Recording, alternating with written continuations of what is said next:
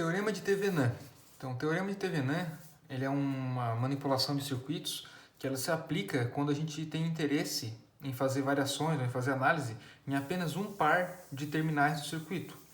Ou seja, a gente pode ter um circuito mais complexo que for, ou mais simples que for, e não nos interessa as peculiaridades dentro desse circuito, interessa apenas em um ponto dele, em um par de terminais. Então a gente pega esse circuito complexo e transforma ele em uma fonte equivalente de Thevenin, uma fonte de tensão equivalente a Thevenin, e um resistor equivalente de Thevenin, de modo que esse circuito, essa fonte e esse resistor são equivalentes ao circuito complexo que nós tínhamos antes, visto do ponto de vista desses terminais. Então, para aplicar esse método, nós temos alguns casos de fontes. Então, o primeiro caso a ser abordado aqui é quando há somente fontes independentes, sejam elas de tensão ou de corrente, independentes.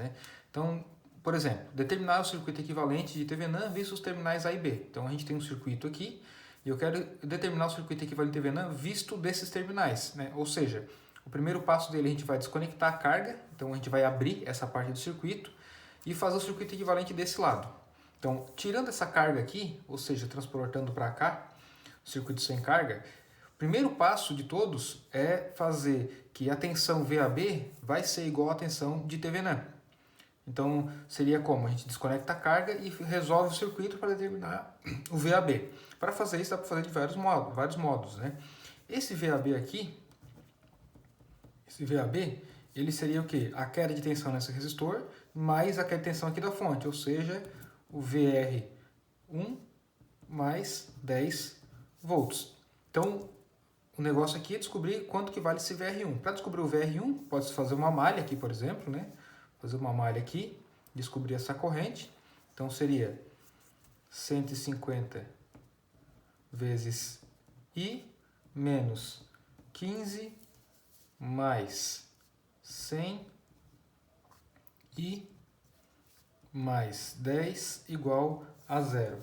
Daqui se tira que o I vale 20 miliamperes. Para calcular o VR1, seria R vezes o I. Então, seria 100 ohms vezes 20 miliamperes. VR1, aqui vai dar 2 volts. E aí, para descobrir o VAB, seria 2 mais 10. VAB é igual a 12 volts. O segundo passo para esse primeiro caso, que é o só com fontes independentes, depois que a gente definiu o VAB como sendo VTH, o segundo passo é desativar as fontes. Então, para desativar as fontes do circuito, tudo que for fonte de tensão vira um curto-circuito e tudo que for fonte de corrente vira um circuito aberto. Então, no circuito original tínhamos uma fonte de tensão aqui, outra fonte de tensão aqui, as duas viram um curto-circuito. Fez isso, calcula a resistência equivalente vista do ponto A a B e faz isso como sendo o R de Thevenin. Então, aqui nesse caso aqui, fazendo 100 em paralelo com 150, aqui a gente vai ter um resistor AB equivalente, que é igual ao resistor de Thevenin, que seria o 100 em paralelo com 150, que daria 60 ohms. Portanto, o circuito final fica um resistor equivalente de 60 ohms e uma fonte de tensão de 12 volts. Aqui, mais um exemplo, Nós temos aqui um circuito com uma fonte de corrente e uma fonte de tensão. Então, o primeiro passo seria determinar a tensão VAB. Essa tensão VAB, quando a gente tira a resistência de carga, ela vai ser a tensão nesses dois terminais aqui. Então, a tensão aqui nesse ponto é o quê? É o 10 volts mais a queda de tensão em cima desse resistor de 3 ohms. Como a gente tem um circuito aberto, a gente vai ter essa corrente de 1 ampere passando por aqui. Então, 1 ampere em 3 ohms, V igual a R vezes I, dá 3 volts. 10 volts mais 3 volts, eu já posso dizer aqui que o meu VAB é igual a 13 volts, que é igual ao VTH. O segundo passo, para cá agora, é desativar as fontes. Então, para desativar uma fonte de tensão, a gente faz um curto-circuito. E para desativar uma fonte de corrente, a gente faz um circuito aberto.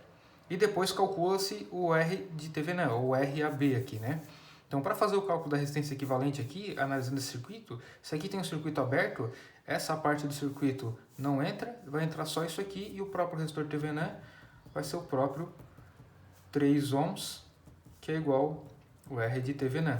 Portanto, o circuito equivalente ficou uma fonte de 13 volts e um resistor de 3 ohms, de modo que, para a resistência de carga desse ponto A e B, esse circuito aqui equivale a esse circuito aqui.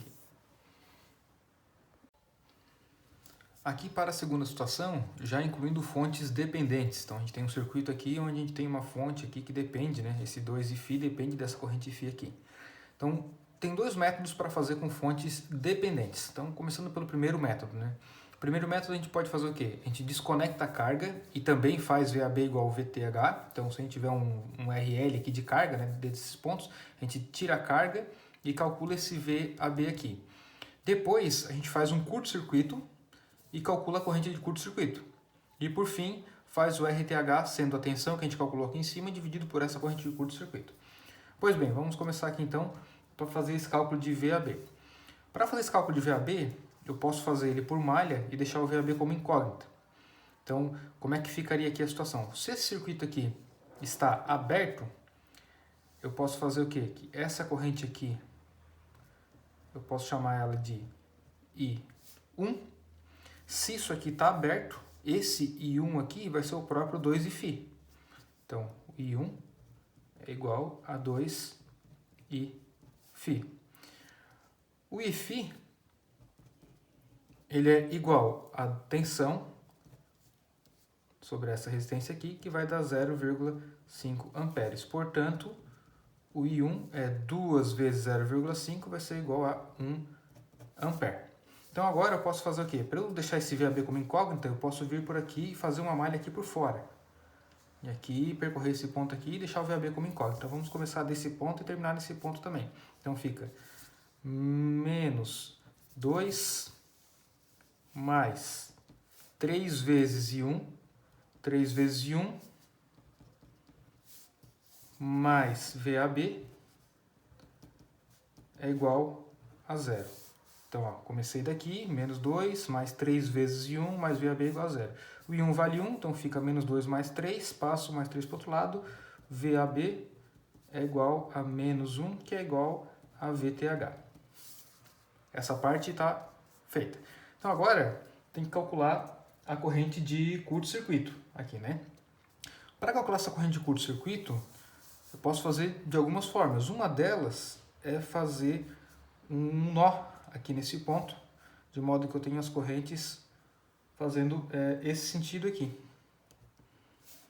Então, quando eu fechei o curto-circuito aqui, eu tenho um nó aqui, e nesse nó, né, nesse nó aqui, eu vou fazer o cálculo das correntes. Então, eu tenho o quê? Eu tenho, nesse nó, eu tenho a corrente de curto-circuito saindo, mais a corrente 2Φ também saindo, e a corrente I1 entrando.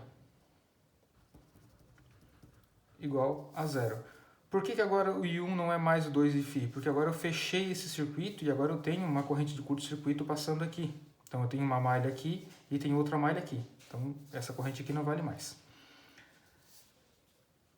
Pois bem, agora eu preciso fazer o cálculo dessa corrente I1, porque essa I1 também não é mais essa corrente aqui, porque agora eu tenho uma corrente aqui. Para descobrir essa corrente, uma vez que essa aqui eu conheço, né? Essa aqui não muda, é 0,5, eu preciso descobrir o I1. Para descobrir o I1, eu posso fazer uma super malha aqui por fora. De novo, né? Então, se eu começar daqui e vir para cá, ó, essa malha vai ficar, vou escrever aqui embaixo aqui, vai ficar menos 2 mais 3 I1 é igual a 0, porque eu começo aqui, passo por menos 2, mais 3 I1 e termino no mesmo ponto. Daqui eu tiro que o I1 vale 0,667 amperes. Então, troco esse I1 aqui, troco o Iφ, que vale 0,5 aqui, daqui eu tiro que o meu corrente de curto-circuito vai valer menos 1/3 de amperes. Por fim, preciso fazer esse RTH igual a V aqui, então vou fazer RTH é igual a VTH sobre a corrente de curto-circuito, que vai ser igual, então o VTH eu já tenho aqui que é menos 1, dividido por 0,0667, né? Aqui, então isso aqui vai dar 3 ohms.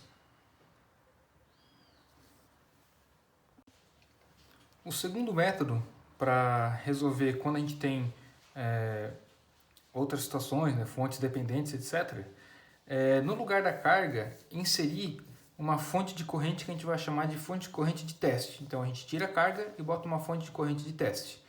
Quando a gente faz isso, essa tensão VAB aqui, ela vai ser o quê? Ela vai ser a soma das quedas de tensões que estão aqui dentro. Então vai ser a corrente de teste vezes um resistor equivalente aqui dentro, mais alguma tensão que possa ter aqui dentro. Então ficaria corrente de teste vezes uma reatância aqui, um resistor, né? Mais uma tensão que possa ter ali dentro equivalente. Então ficaria nesse módulo X vezes IT mais Y. Trazendo para cá, para o circuito equivalente, então a gente tem aqui a corrente de teste, visto dos mesmos pontos A e B, e o circuito equivalente lá dentro, que pode ter qualquer coisa aqui dentro. Então seria corrente de teste vezes a resistência de Thevenin, mais a tensão de Thevenin. Então a gente tem que fazer o circuito ficar nesse formato, a equação fica nesse formato. Quando a equação fica nesse formato, a gente consegue extrair o R de Thevenin e o V de Thevenin, e a gente não precisa descobrir qual o valor dessa fonte de teste, porque na verdade ela não tem valor, né? Então, para a mesma situação de antes, né, a gente pode, da mesma forma, né, aqui sendo 4 ohms, a gente pode continuar dizendo que o meu IF vale 0,5 amperes, né, porque é 2 sobre 4, certo? Então aqui eu coloquei tirei a resistência que tinha de carga aqui e coloquei uma corrente de teste aqui. Então eu tenho que fazer o quê? Eu tenho que chegar numa equação para descobrir isso aqui.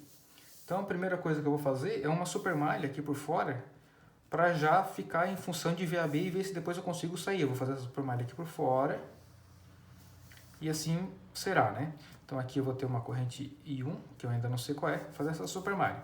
Então a supermalha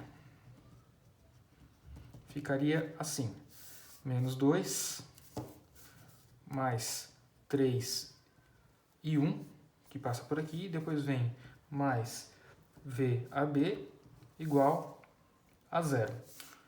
O I1 eu ainda não conheço, então agora eu tenho que fazer uma equação para descobrir esse I1. E eu posso fazer uma equação de nó aqui, né? Então vai ter uma corrente entrando aqui, que vai ser o próprio I1, essa corrente saindo, que vai ser o 2 e Φ, e essa corrente entrando, que é a corrente de teste. Então nesse nó aqui, eu vou ter menos I1 mais 2 e Φ menos IT igual a 0. Passando o I1 para o outro lado e trocando o Iφ por 0,5, então aqui vai dar 1 menos IT, então o meu I1 fica 1 menos IT, só passando esse 1 para o outro lado. Então aqui está o meu I1. Trocando o I1 aqui, vai ficar 2, menos 2, né? Mais 3 vezes 1 menos IT, mais VAB, igual a 0. Resolvendo, né? Fica menos 2, mais 3, menos 3IT, mais VAB, igual a 0. Isolando o VAB, eu vou ter que meu VAB vai ser igual a 3IT, ficaria menos, como passa para o outro lado, menos 1. Daqui, a gente pode tirar o quê? Se analisar essa equação com essa aqui, o que acompanha IT é o RTH e o que está sozinho é o VTH. Portanto, aqui o RTH, que é o resistor de Thevenin, vai ser 3 ohms, e a tensão de Thevenin vai ser igual a menos 1 volt, que é exatamente o resultado pelo método anterior. Uma das vantagens de calcular o teorema de Thevenin é que a gente pode pegar um circuito e deixar um terminal livre, no caso esse terminal A e B, e fazer alterações nessa resistência de modo que a gente consiga dissipar aqui a maior potência possível, né? Então isso tem o nome de máxima transferência de potência. Quando que isso é interessante? Isso pode ter várias aplicações. Uma delas, por exemplo, é uma aplicação em sistemas de som. de onde a gente tem um amplificador de som aqui nesse ponto. A gente vai ter os terminais para conectar, por exemplo, um alto-falante. E a gente quer que esse alto-falante não queime o sistema e ele não queime-se próprio, né? E de forma que ele dissipe a maior potência possível, a maior potência sonora possível. Então isso aqui, que a gente chama de casamento de impedância, vai acontecer quando? Vai acontecer a maior transferência possível de potência para esse ponto aqui da carga, quando esse resistor de carga for igual ao resistor de Thevenin. Então se a gente tiver um sistema, um exemplo aqui, se a gente tiver um sistema de 24 volts e um resistor equivalente de 12 volts, o resistor ideal aqui para fazer a maior transferência possível de potência para esse cara aqui vai ser um resistor próprio de 12 volts, que vai ser igual a esse aqui. Então se for fazer uma prova real aqui, então, por exemplo, fazendo um resistor de 4 ohms, colocando 4 ohms aqui, faz o divisor de tensão, calcula a potência, né, pelo método tradicional, nós teremos 9 volts.